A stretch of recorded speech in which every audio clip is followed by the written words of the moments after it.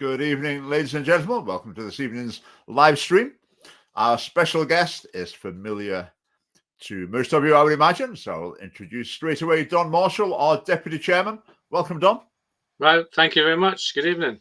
Yeah, good to have you with us again. Yeah, it's been a while. It's been a few months. Yeah, it doesn't seem. Anyway, we've got lots of things to talk about as usual this evening, and with my new live stream discipline, I'm going to attempt to make sure I cover the things in the title of the episode. But there's lots more things we can cover as well. So, Don, just before we launch into it, what have you been into today? Do you want to tell people about what your the day job? Yeah, so I'm one of these LinkedIn influencers. I've got quite a following on LinkedIn. Gets a few big posts, several million views and things like that. And lately, is things about parental alienation. From my first marriage, and those that I've spoke about this before. I was married before, and I've had some issues getting access to my son. And also my daughter hasn't spoken to me probably in 6 years. So I did a post today about my daughter. It's the first time I've posted about her. I normally post about, talk about my son because we have a really good relationship, but my daughter is different. And I had a massive reaction today. The amount of mothers and fathers who don't get to see and don't have a good relationship with their child is quite a lot. It's quite shocking. Previous post I did about my son, I must have had about 200 different men message me direct, just wanting to talk or support and things like that as well. So I can offer them support and coaching and things like that, and it helps. But yeah, that's been quite eye-opening at times when you get such a reaction to topics like that. And it fits with a family theme because if we keep families together and the family is the unit, then you don't have those kind of issues with the split of the family and parental alienation. But it kind of goes quite often when kids get caught up in a divorce. Parents often play one another, with the kids in the middle. So yeah, it's quite a big topic. Yeah. The family part is certainly very interested in this. I mean, as you said exactly, the ideal is to encourage couples to stay together. That doesn't always work out for various reasons. And when things are, when there is separation, we want to have the best possible outcomes, in particular for children. So parental alienation, just for those of you who might not be familiar with the term, it refers to the situation where I would say usually a father is denied access to their children. Sometimes, one of the scenarios that's quite common, I think, is that there's the divorce or the breakup in the relationship, and sometimes the mum accuses the dad of being abusive or aggressive or whatever, make some sort of complaints about him, and as a result of that, he's not able to see his children. And a lot of dads, So the other thing that will happen is that one parent will turn the children against the father or against the mother by saying things about them or perhaps their new relationship. In my situation, it was about my new wife. Now, my daughter, my eldest daughter, has never met my wife. So it's only what she's heard or what she's been assumed to be told about that relationship. So it's also that as well. So yeah. But I've heard people suggest that some of the, again, particularly so women's organizations, that when women go to them, basically they're sort of coached in, this is what you need to say in court in order to, have this bloke kept out of your children's lives. And there's a lot of broken-hearted men. I'm sure this happens to some women as well. I haven't come across it, but I'm sure it does. But I've certainly come across an awful lot of men who've been extremely hurt, heartbroken by this, having to go through years or even decades with little or no contact with their children. So it's a really grave issue. Yes. So what's the way forward in terms of how can the process be changed or improved, do you think, to try and avoid this happening? It's like the family courts all across. There's a definite bias against men. I mean, in 2011, I did go to the family court at one point, and I was laughed at, basically. A man who's been abused and kind of pushed away. And so there needs to be a real change in that. It needs to be, we talk about gender, equality. You need that kind of, equality there at least, where there's a parity between, and you're not singled out for one or the other. But there needs to be, and there's a big campaign going on in a lot of these men's groups and women's groups supporting it, is some laws on parental alienation to make it illegal. because it can damage. And there's a guy I'm supporting in Fife, and he has been accused of all sorts of things, but there's no evidence, but it's still been taken to court. He's still having to go through that court process, and then court dates get delayed. The stress, that whole thing, I'm pretty certain it will be chucked out when it gets to that point, or it will not be proven. But that whole process, that year and that, luckily he's got custody of the children, which is interesting. So it needs to be change in the attitude that men can be victims of these things as well as women, Yeah. and definitely some laws against parental alienation, definitely. Yeah, I've seen somebody complaining as well that when one or other partner doesn't follow the terms of the sort of access agreements, that it's such a long process to go through that again it can take years to actually get any redress to that. But I've maybe spoken about this before. I went up to meet a gentleman somewhere in Scotland who was having an issue like this, and his story was quite remarkable. Basically, his ex-partner, who had got a lot of issues, serious issues, problems in her life, and she basically, not far off, kidnapped the daughter who was legally with the dad. He'd been given custody, and his ex-partner got in touch with the girl, I think she was 9, directly, and arranged to pick her up from the house, and then basically kidnapped her and kept her at her house instead. Yeah. And I think we were a year into that process, and it was still like looking, 6 months' time, it was going to go to court. Listen, and I would think in that situation, just the police would be around that day, and it would be sorted out that day. They'd look, right, who's got custody? Right, there's something wrong here. It doesn't work like that. It doesn't work like that. No, people, they can have those orders in place, and when they get breached, especially if the woman breaches the order, if a man breaches the orders, quite often they will get arrested. But if a woman breaches the order, it's almost like, oh, we can't touch it, we can't do anything.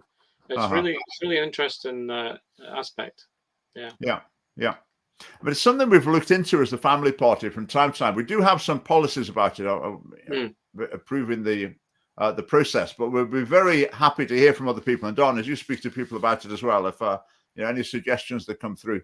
Yeah, I think so. Yeah, it'd be good to get some policies on that, because there aren't many policies on it, and I don't think there are many parties fully endorsing some legal, laws in place to support and protect the parents and the children. Because whenever this happens, and the thing that breaks my heart, and all the stories that I've heard and seen, it's always the children that are suffering. So you got a child who's denied one parent, and as a family party, as Christians and those around that believe in the family unit, that you want the mother and the father, even if the family splits, still, a child needs that influence. Yeah.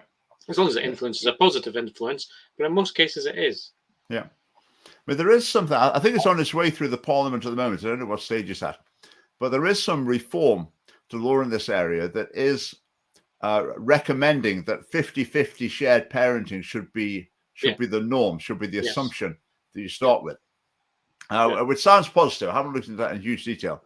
So there's an awareness of this issue. It's not an issue that I think the mainstream parties are completely uninterested in. I think they are looking at it. Yes. But to what extent they'll be able to deal with it, because with the other parties, I think dealing with the gender bias in the system, they're probably not capable of doing that, even if they look at other areas. But we'll certainly want to. I agree. Want to get onto that. Right, thanks for the comments coming in. You will see I've put the links for conference tickets at the beginning of the comments on Facebook and YouTube. So if you haven't got your conference tickets yet, is there a conference coming up? There is actually. 12th of November in Dunfermline. So all those names there. If you're not on the list, we'll be contacting you later to ask you why not. Sorry, but most of what you say is rubbish. My 2 stepdaughter can tell you horror stories, right? I'm not sure how that refutes anything we've been saying. So if you'd like to expand on that, that might be interesting. Or is this? I went to Citizens Advice when I was pregnant in 2004 with my partner. I was advised to go homeless on my own by Citizens Advice, as I would get more support. Gwen, that's remarkable, isn't it? Yeah. That's just wrong, isn't it? So leave your partner and go on your own. You'll get more support. Yeah, It's very true. Yeah, Well, thanks very much for telling that little anecdote. That's very interesting. Something certainly needs fixing there. So the conference, do get your conference tickets and tickets for the dinner. It's under 2 weeks away now. It'd be great to see as many of you as possible there. Right, moving on with all this. Someone's asked about this already. Alejandro, where are we? Asked about the Sandyford thing. Right, just recently heard about Sandyford. Interested to hear more about it. Well, Sandyford is an NHS centre in Glasgow, and they do a variety of things. They do abortions. They do transgender so-called healthcare. Well, actually, let's keep the pattern going. They do abortion so-called healthcare, and they also do transgender so-called healthcare. And it's the only centre in Scotland that does it for the children. So prescribing puberty blockers and various other so-called treatments for children. So it's got two pretty sinister things going on. And then also in the same building, I discovered today, is now the headquarters of the RSHP sex education resources.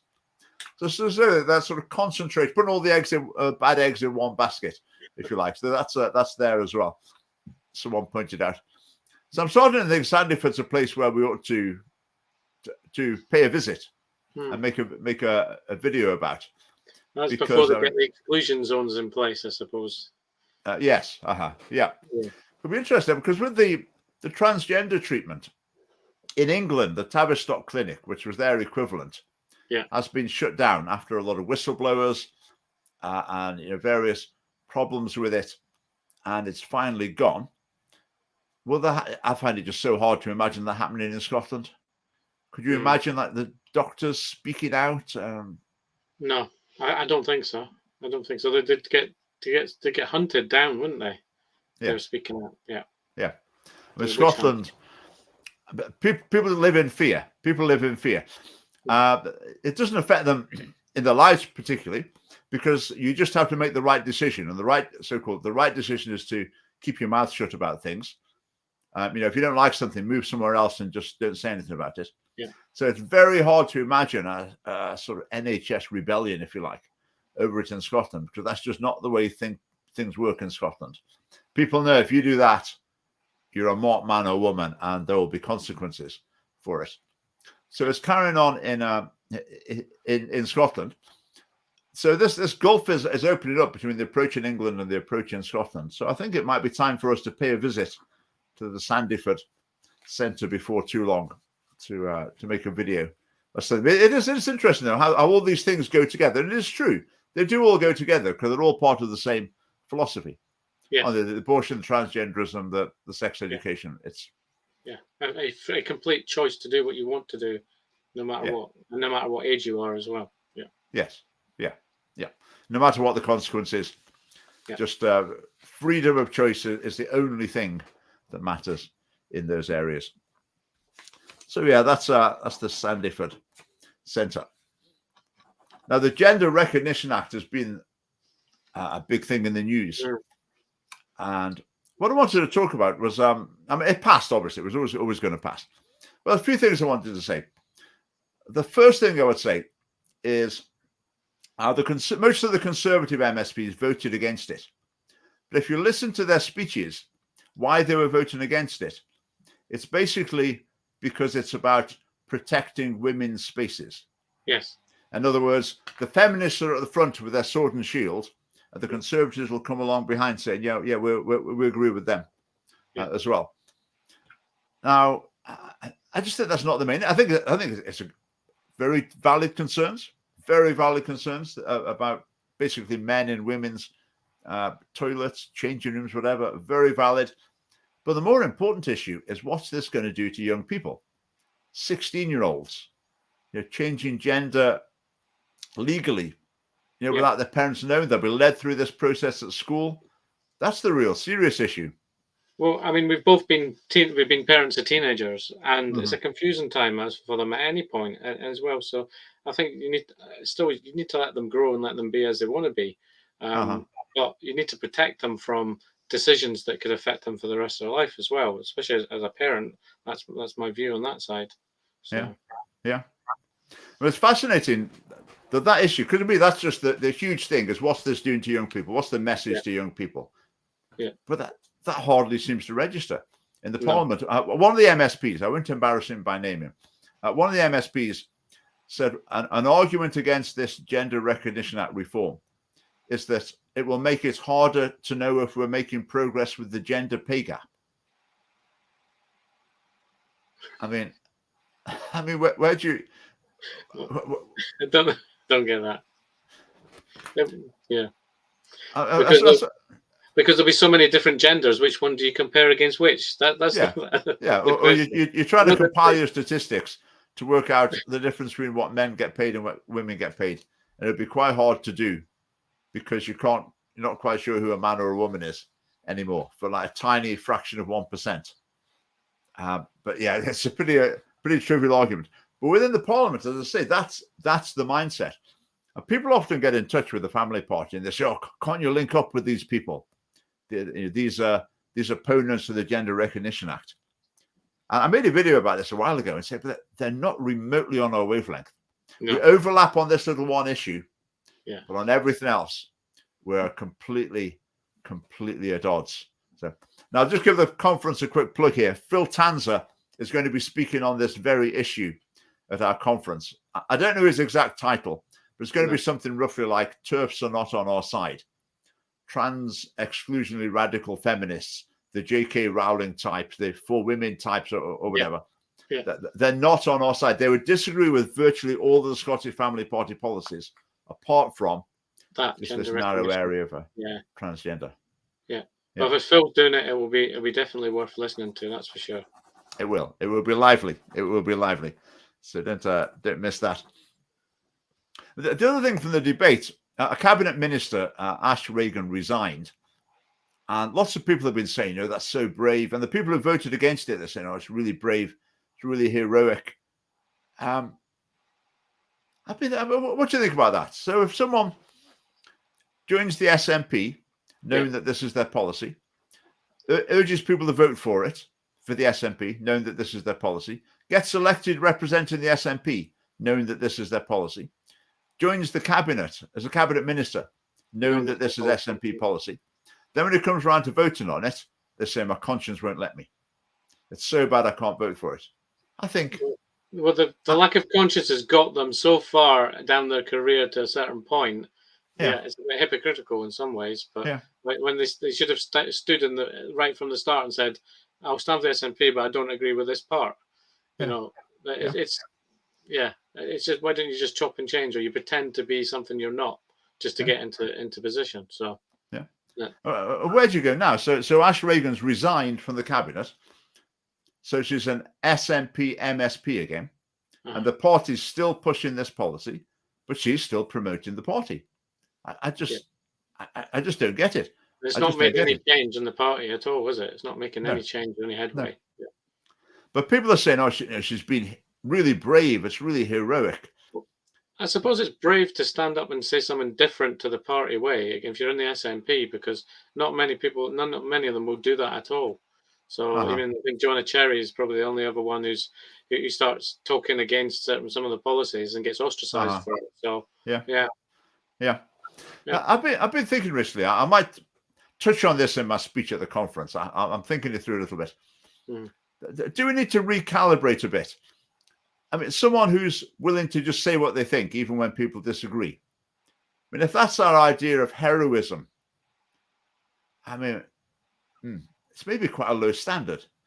I mean, people who will say what they believe when they're about to be burnt at the stake or something, I would say, wow, right. I'm not sure how I would do in that situation. When it comes to saying what you believe in the face of people might disagree with you might get into some sort of trouble. Should that not be what we think of as being normal? That's what you expect of people. No, but that should be normal, and that's the problem, and that's one of the reasons as a party, and lots of people like me are part of the party standing, is because no one's saying what they think in the Scottish Parliament. They're just following the herd. They're just a load of sheep following the party policy all the way down. So we need a different voice. Right, that's interesting. Gender Reform Act reform changes very little. I would agree with that. the fundamental thing is the fact that in law you can change your legal sex, gender, whatever. Who knows the Makes difference? it easier, isn't it? Yeah, it makes it easier. Yeah. But the real issue is the fact that it's allowed in the first place. Yeah. That's the crucial thing. And in 2004, remember the great controversy over it? No. Yeah. How did that happen? Do you remember it passing, Don? Do you remember it being in the news? I don't remember it at all. No, not the original one. It just sort of appeared, didn't it? Yeah. Yeah, floated through. They're probably saying, it's 0.0 whatever percent of the population. Yeah, it doesn't affect many people. Yeah, no. yeah. But what it did is it basically gave the ideology of transgenderism, it turbocharged it. Yeah. And said, right, the official view of this nation is that you can change sex. Yes. And that's now. So when the likes of Patrick Harvey, when they're arguing with someone, if someone says, I don't think a man can become a woman, for example, he says, well, you're wrong. The law says they can. Yeah. And he's right. The law's wrong, but Patrick Harvey's right in what he says. But you've heard there was a comment that said you can change the law, but you can't change the truth. Yeah. Doesn't stop them trying. No, exactly. On many counts and many different laws. Exactly. Yeah. Right. Right, John. Just seen your name there, John. John McGrory sent me a message earlier. He was listening to a speaker from a UK-wide campaigning group, campaigning group that will be right on the wavelength of the Scottish Family Party on a certain issue. Yeah. And the speaker was speaking in Scotland and said, none of the parties are pro-life. Grr. It's a bit frustrating because sometimes when people come from UK-wide campaigning groups, they come to Scotland, yes, but then deliver the message that they used to deliver in England, which is basically, that there's no option to vote for a pro-life party. That even if there was, you're never going to get elected under the first past the post system. Yeah. And then it comes to Scotland with the same message. But it's wrong because there is someone. Yeah. Yeah. And it's a different. That's a bit of a challenge for us. Yes. To get that known. I suppose it's getting more known in Scotland, but if it gets known UK wide as well, that there is someone who does stand up for it. So, yeah. I think in Scotland, a lot of people get a lot of their news, mainstream and alternative, from UK sources. So I often hear from people who are concerned about something that doesn't apply in Scotland. Yes. Or asking, what are we going to do about something that doesn't apply in Scotland? And it's understandable. It's understandable because a lot of organizations, they don't make it clear. A lot of English organizations based in England, if it's something to do with Scotland, they'll say, this is what's happening in Scotland. Yes. If it's something in England or Wales, it will just be the government is doing. Yeah, there's not singled out to not be Scotland. Yeah, exactly. Yeah, I mean, it's almost enough to make you a Scottish nationalist. That's it. This is just the sort of thing they say, isn't it? Right. So, Gwen, standing up in a society who stands against you, the strength at the moment it is difficult. Yeah, I would agree. It is difficult. It is difficult. But I suppose what I'm thinking is we need to maybe encourage people to see it as more normal to be doing that. That's not something for the for the heroes to do. That's something that we would hope we could all do at some point when we get the opportunity. Right, empathy is sadly lacking from the Scottish Family Party. I'm just interested in that because a whole bit that I talked about parental alienation was completely full of empathy for parents who are alienated from their children. So I don't know. I think, yeah. You can elaborate on that, possibly, Mr. Reason. Yeah. And we could. I think selective hearing is part of an issue here. Maybe you tuned in late. That could be it. Maybe you tuned in late. Could be. Missed that whole bit. Right, Mr. Reason's got another one here. So he's saying the Gender Recognition Act needs changing to help transgender people, baffling why this party are so against that. The reason I would say I'm against the idea of legal gender change, sex change, full stop, is I don't think it's a good path for people to go down. And if it's presented as something that's normal, natural, and healthy, something that you can do, more and more people will think, oh, that's something I can do then. If they're experiencing a degree of gender confusion, gender identity disorder, whatever you want to call it. So I think it offers people a bad solution to a difficulty that they're facing.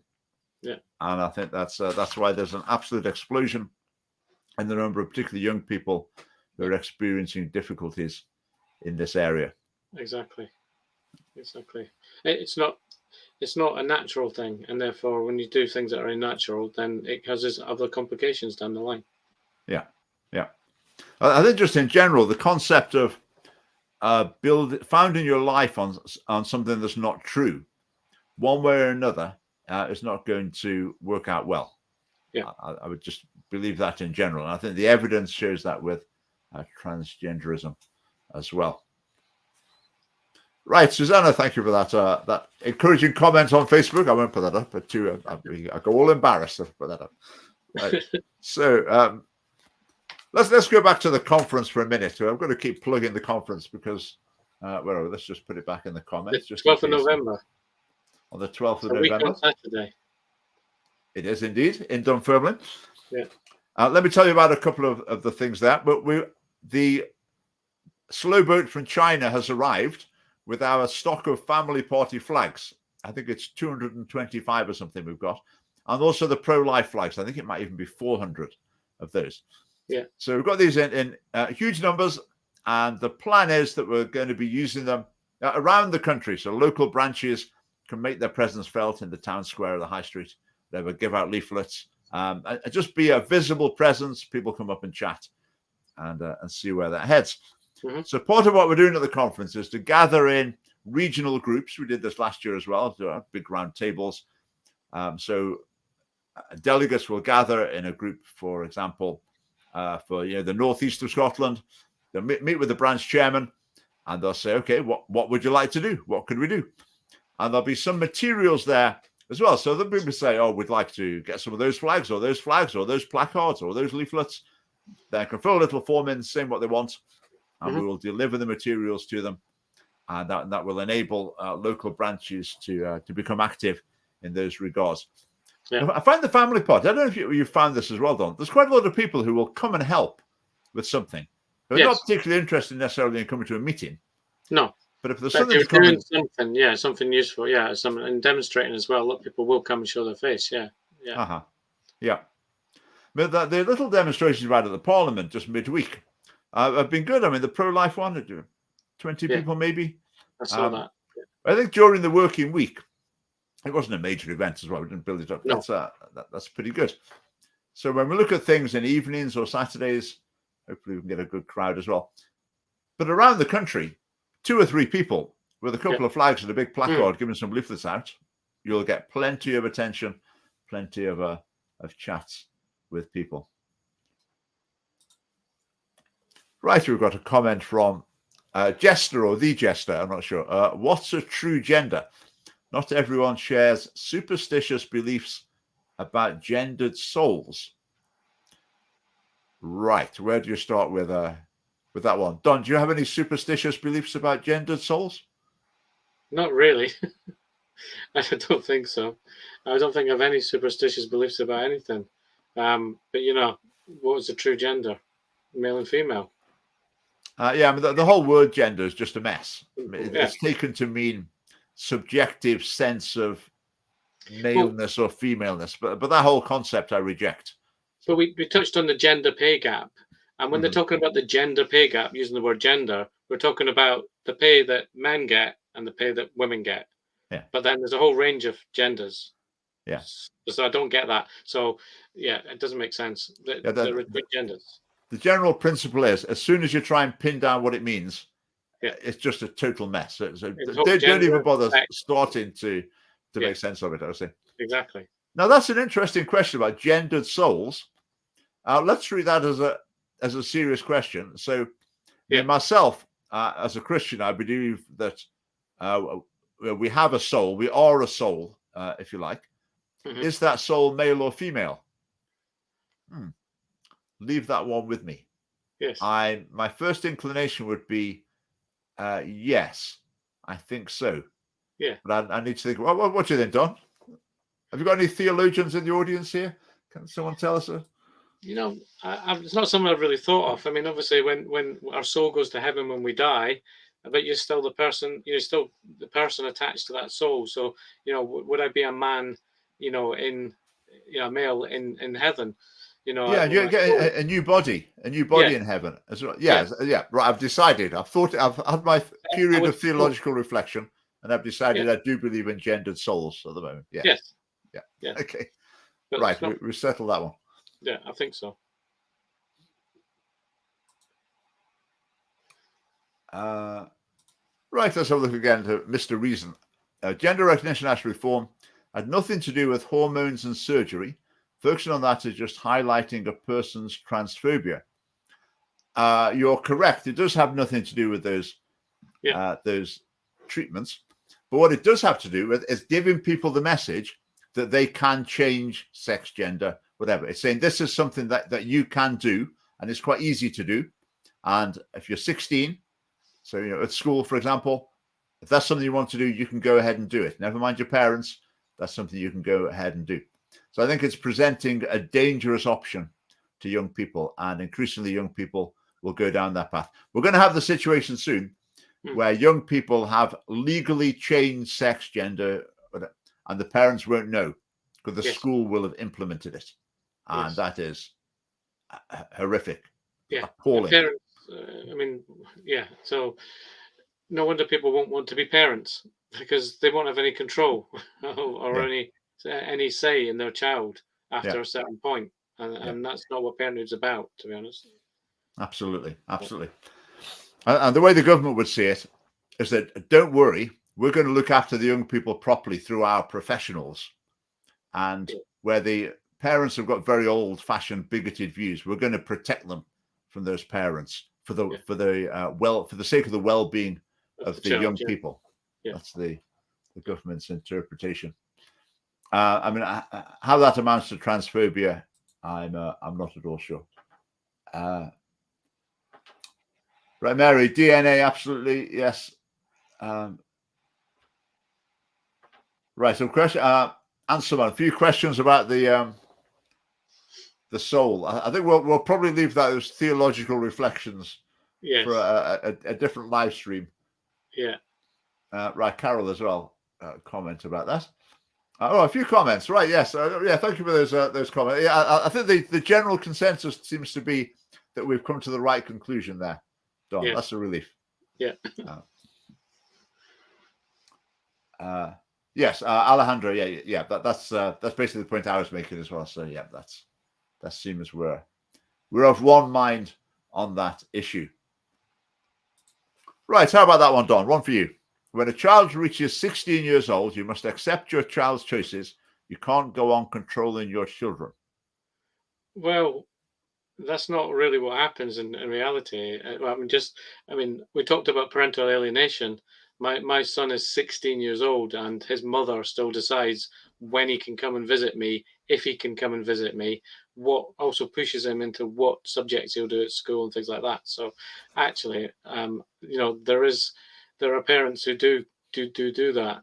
So it's not about control, it's about guiding. And for me, it's about guiding and helping your children to take the right choices in life. And even when your child is into their 20s and 30s, as a parent, you still have that responsibility and a moral responsibility to guide them in what you think is the right direction. Now, they may choose a different path, but it's about guidance rather than control. But there are parents who will control. I get that, because my ex-wife does that as well. But when it comes to that, really until they're 18, they can make their own choices at that point. A child's still under protection of the parents until they're 18 in a lot of cases.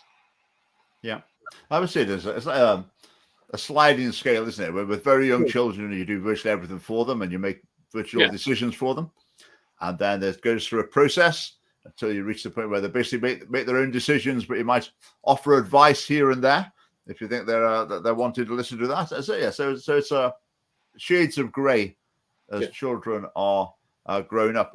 But if you think the child is making the wrong choices, You ought to be advising them on what they think the right choices is. Now, if that child is going out, and let's take a different subject. A child's going out and he's graffitiing or he's destroying stuff at the weekends and hanging out with his mates, or he's stealing from shops. Yeah, that's his choice. So I just let them do it. No, it's morally wrong. It's the wrong thing to do. It's against the law, or it's something that they shouldn't be doing. No, I'm going to pull my child and say, no, you shouldn't be doing that. So I don't think there's anything wrong in doing that.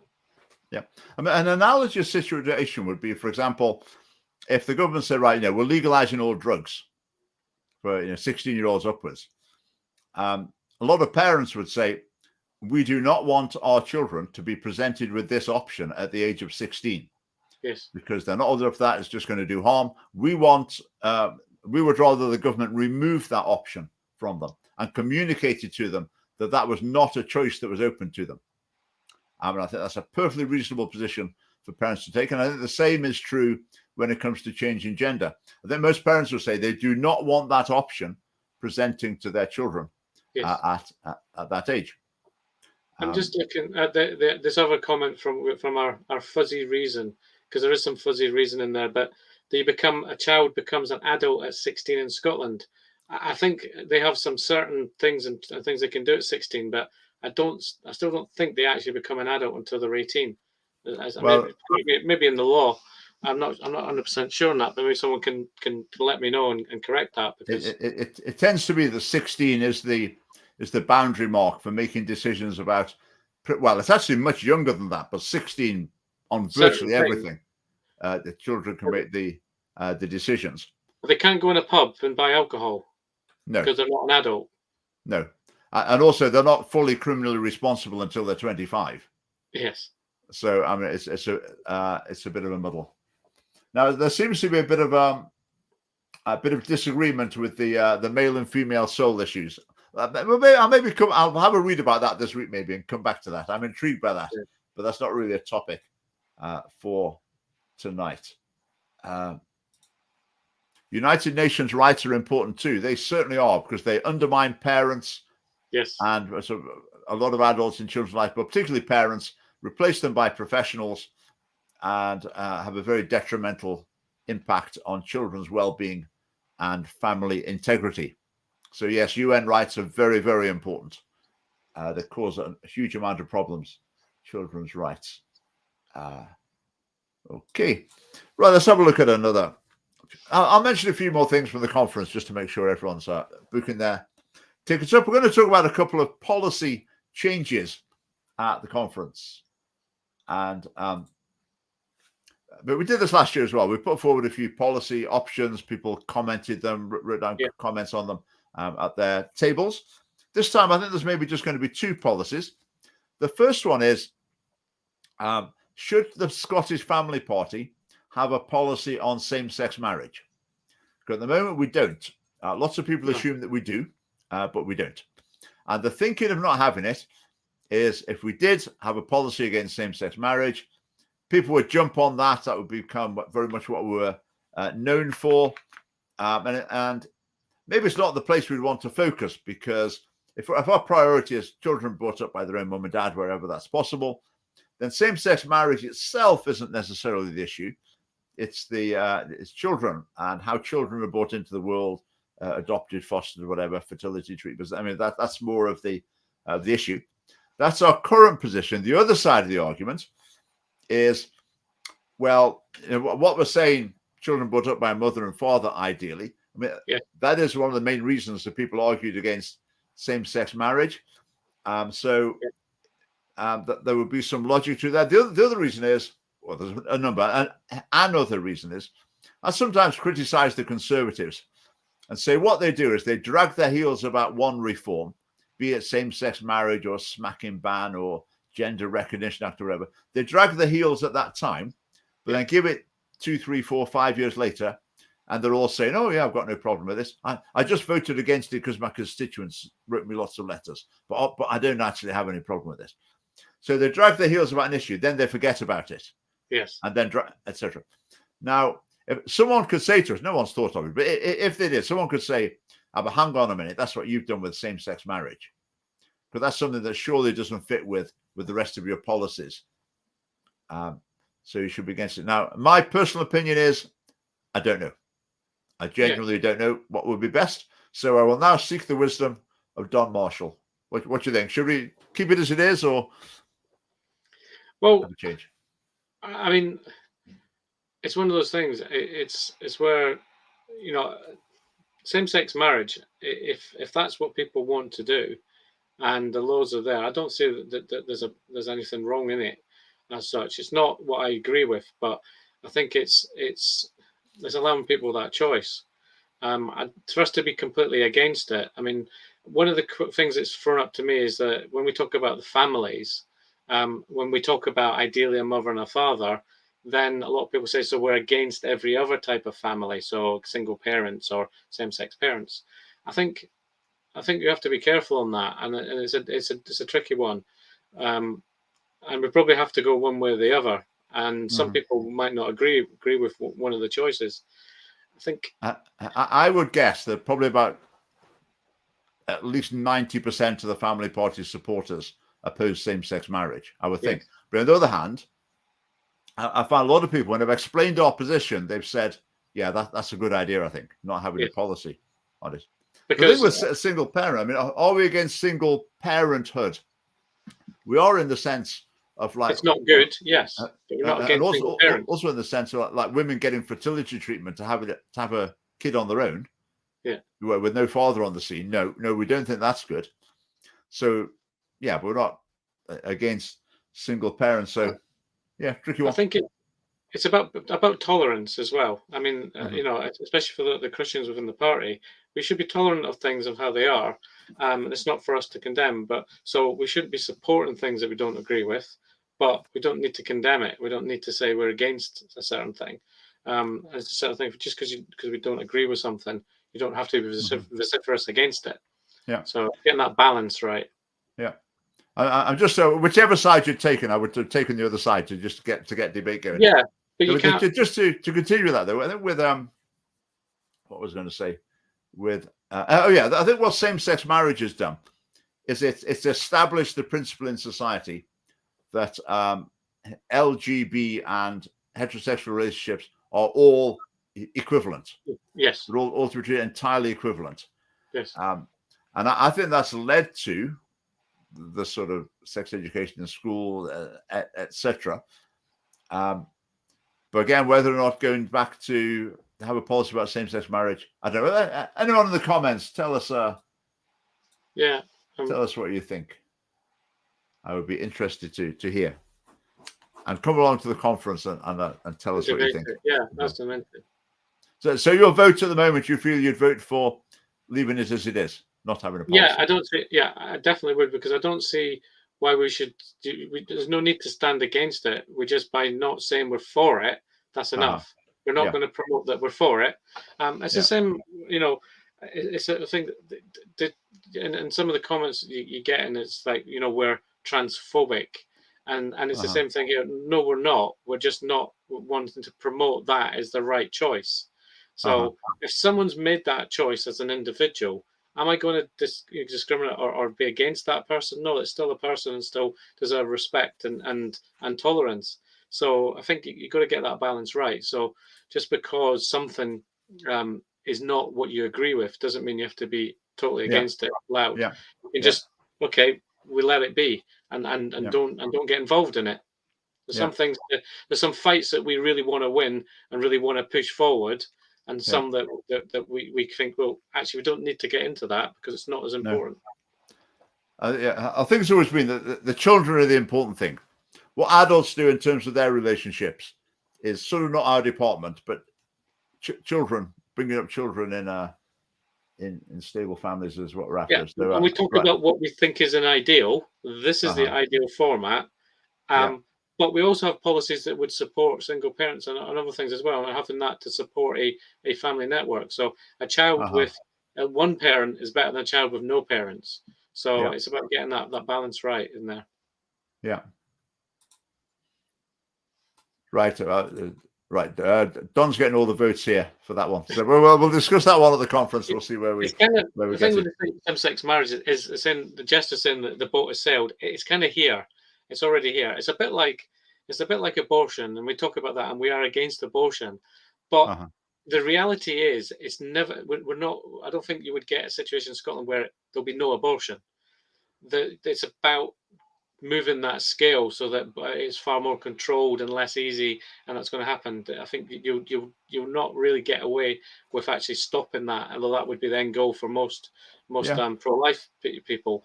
But it's shifting that barrier so it doesn't go up, the thresholds, and you're bringing them down, so there's a lot more control, a lot more things. And the Yeah. same with, and I could say the same with that the policies on the Gender Reform Act. We're not, if at the end of the day, if someone wants to go through that process and make their choice, and that's what they want to do, well, that's up to them. But making it very, very easy for someone to make a wrong choice is probably not the right moral thing to do, and that's where we stand. Uh-huh. Yeah. I think with the pro-life thing, our current policy does say, we ultimately would like to see abortion eliminated in Scotland. Yeah. In the meantime, we would take whatever steps would be a step in that direction. I do think, though, social changes can happen quite quickly and surprisingly with these issues. So I would say, I think it's not impossible that within 20 years, abortion could be outlawed in Scotland. I think 10 years, I'd find that hard to envisage in 10 years completely. But in 20 years, who knows? But maybe I'm wrong with 10 years. So we go for both. We go for the incremental, pragmatic steps. But ultimately, we're going for the end goal as well. Right. I'm going to make sure I talk about the things on the list. Right. The other thing I was going to talk about was this report from the Centre for Social Justice. Parties know best. Parents know best. Yeah. Giving families a choice in childcare. Now, the Centre for Social Justice is a think tank in London. It's sort of associated with the Conservative Party. And what they do is they churn out absolutely good common sense pro-family policies for the Conservative Party to ignore. That's their function. There's always one or two Conservative MPs saying, oh, they've got a Conservative MP to write the forward to it. And there's always a few Conservative MPs floating around these sort of ideas. But it's never party policy. It's never actually implemented. But it's very good what's in it. And reading through it, it's just, well, basically, it's family party policy already. The big point is that childcare policy is geared towards encouraging, in particular, mums back to work as soon as possible so they can get paid tax. And they assume that that's what families want. They want more childcare providing so they can get on with working. In Scotland as well, they want that because they want women to be working because that's equality and that's feminism and that's closing the gender pay gap. I call it the ABM approach to childcare. Anyone but mum. Doesn't matter who's looking after a kid, as long as it's not their mum. Anyone, And the thing they've done in this research, which we already knew, I've seen this research before, is when you ask families and ask mums of young children, would you rather have more childcare provided so you could work more, or would you rather have more financial flexibility to enable you to be at home more? Then a substantial majority say they'd like to be able to stay at home more. But the governments just assume that's not what they want. The way you win over women is and families is just by offering more and more and more childcare. As if every family, every mum is just thinking, how can I just get away from my kid and go to work as soon as possible, for as long as possible? But it's not in general what people are wanting. So Don, I suppose the question could be, how is it that the political party, the government in Scotland and in the UK as well, is that so detached from the public opinion? Because they have a different agenda. They have a different agenda, and I think that they want to bring a generation of people that believe in their policies and the way that they do things. And the way to do that is to remove the parents' influence out as much as possible. So you get the schools to teach certain things, and you get all that influence, and the influence from the parents to say, no, we're from a Labour family. That's our background. We're working class people. We're not SNP, or they don't want that. They don't want that alternative view in there. I do think so. Yeah, that's true. That's another factor as well. Yeah, to get the kids earlier to start preaching your messages at them. Absolutely. That's very significant. I think in Scotland that like the feminist angle is overwhelming. Just for equality, you could have women working just as much as men. It doesn't matter whether they want to or not.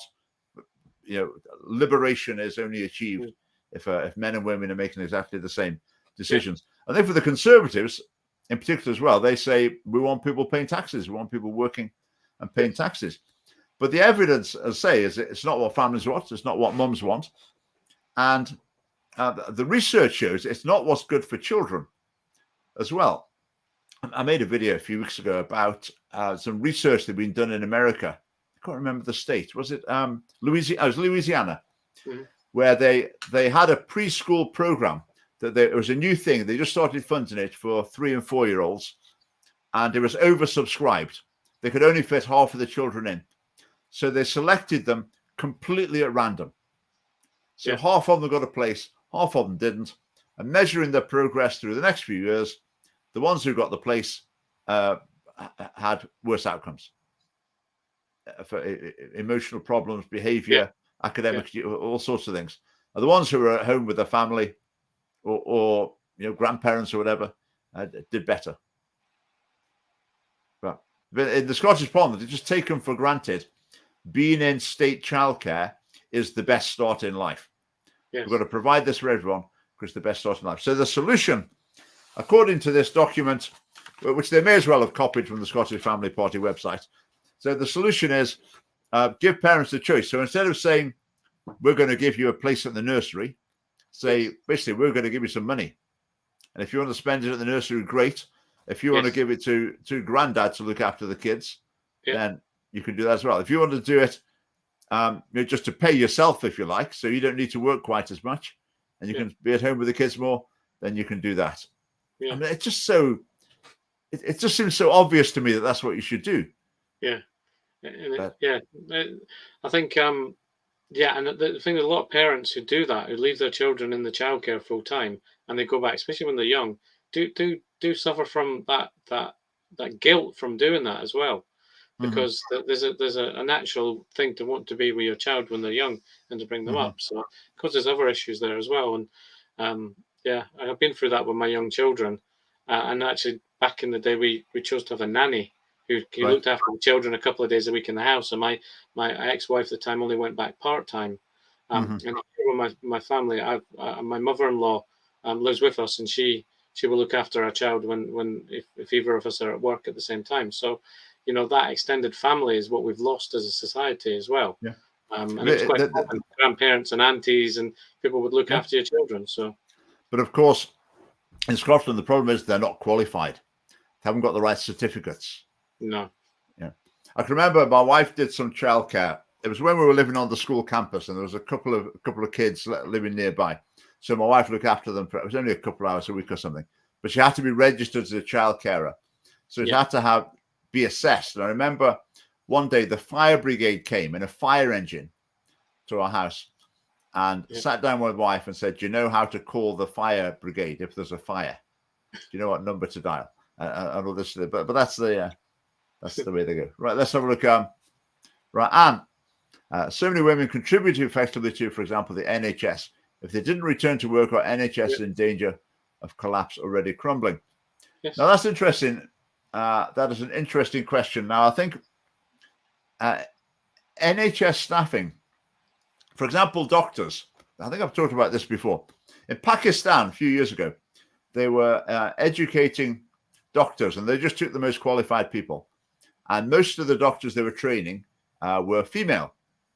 But then they found that the female doctors tended not to work as much through their careers, or nowhere near as much as the men, because they took time off to look after kids. And Pakistan ended up thinking, we can't afford this.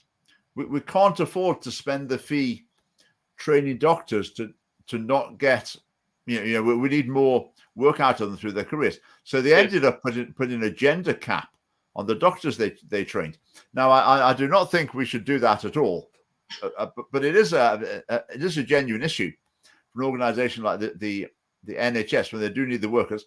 But I think the solution's got to be, you've got to train as many people as we need. I think the idea that you run the NHS by maybe stealing as an emotive word, taking health professionals from poorer countries Yes. en masse, I think there's a big moral question mark Yes. over that. So we've got to be training enough people to do Yeah. these jobs and to make the job attractive enough Yeah, it that has they're to going be to want to do attractive it. for people to want to do it. That's the thing. Yeah, like Yeah. any job. Yeah, that's the Now, issue. I understand with doctors. I spoke to a doctor about this, and he said he wasn't sure it was true. But I read from an academic saying that what used to be the case is the BMA, the Doctors' Union, Yeah. had a say in how many doctors get trained in Britain. Okay. And apparently, they would deliberately keep the numbers below what was needed in order to keep wages high. Yes. The BMA is like the National Union of Doctors. But Same apparently thing that's happened, finished now. Apparently that doesn't happen anymore. same thing happened with opticians and dentists and vets Okay. as well. That there are only certain number of university places, and then then obviously then you have to go into pre-registration training, and there'd only be so many would come in, and they were trying to increase it when they had more vacancies. And pharmacists as well. At the moment, there's a massive shortage of pharmacists in Scotland, so that's another thing. Yeah. Yeah, absolutely. Susanna, I saw something earlier on about your comments disappeared off the top of the screen. It was about homeschooling 5 children or something. Admirable. Okay, the number of people I'm hearing about home educating is huge at the moment. And little schools setting up as well. Seems like left, right, and centre. So that's good. Wow, time is flying. Flying. Right, have I covered everything on the list? I have, haven't I? Right, let's have a look what else we've got. A couple more things from the conference. At the conference, we are introducing a new recruit to the Scottish Family Party, someone that some of you might have seen before online. If you follow politics in Scotland, you might have seen this character. He's not a politician from another party, but he's someone you might be familiar with. So we're looking forward to introducing that character, and he certainly is a character as well. So he'll be speaking at the conference. So that's something we can look forward to. We're doing a little interview with Kimberly Isherwood as well, who's leading the sex education campaign in Wales. So we were going to do a live link, but we thought it would be too risky technically because these things never work. She's at a protest at the Welsh Assembly at the time, but we decided a live link was too risky. But we are going to do an interview with Kimberly Isherwood. Our sort of keynote speaker, if you like, our main speaker in the morning is Paul Gilfillan, who is a sociologist at Queen Margaret University in Edinburgh. He's going to be talking about his professional adventures, shall we say, recently. You can imagine what sort of things are entailed there. And also his time in Hungary as well. He's been working with an institute in Hungary on a secondment. And to say the least, it's a different atmosphere and ethos and culture there than in a university in Scotland. So he's got a lot to talk about things he found in Hungary. Now, Paul spoke at our first ever conference in 2019. He was absolutely brilliant. Lots of people have said, can you get him back? Can you get him back? So we're delighted Paul is back in the country and will be speaking to us in, what's that date again, Don? The 12th. The 12th of November. 12th of November. That's a week on Saturday. Yes. Yeah. Right. Helen, all the GPs now work part-time so they can then be on call for silly money. I'm not familiar with that, but yeah. It's quite interesting. I assume the statistic is still up to date. It's not too long ago I heard it. Doctors in Britain are the second highest paid in the world, which is quite a curious statistic. Now, the highest paid are in America. Yeah. Why are the doctors in Britain the second highest paid? I suspect it might be because we've got a national health service with national pay policy. Yeah. Someone suggested that a good family party policy would be like regionally governed pay regional council workers, teachers, etc. Yeah. I think it very, very possibly could be reasonable. Yeah. If you've got an area where you've got people queuing up for the jobs, maybe the salaries could go down a little bit and you still be able to fill those vacancies and run that really effectively. There's other areas where they're really struggling. So would it be helpful to do it on that basis? Yeah, That's something that's regional well worth banding considering. and things like that. It happens. For example, I Yeah. mean, you get London waiting for one. Yes. Yeah. And I Same think as it's something Edinburgh that, waiting. yeah, it's a sort of thing will probably send unions into spasms. They would be very opposed to that sort of thing, because the unions tend to have less control if it's not like one They like pay collective deal they're agreements. challenging Yeah, they do nationwide. like collective agreements. Yeah, I've worked with it. I work with the union, so yeah. Yeah, so it'd be a bit more free market. Right, that is 10 o'clock, and I just have a last look at the comments. I think we shall leave it there. We've covered lots of topics and mentioned the conference about 15 times. Just to make sure, I'll just put the link in there one more time. So the conference, the event is morning and afternoon. That's £25, including lunch and all refreshments. In the evening, there's a dinner at a local hotel. And Don, is the food not excellent? Oh, it's always excellent. Yeah, it is. It was It's so very nice. good. Yeah. Yeah, last time the entertainment was very good as well. There was a magician and a comedian. Well, the magician wasn't much good. One No. of his tricks, that was me, by the way. He had an off day. So he's not doing it this year. We're having a quiz instead at the dinner. Okay.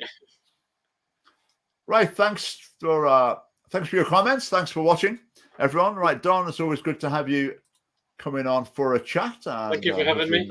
Not too long until we can do that again. Thanks to those of you watching as well later on. I mean, most people watch this actually the next day. The next day or two is when most people watch. But we always appreciate our live audience and a bit of interaction as well. Interaction is good, yeah. Right. Good night.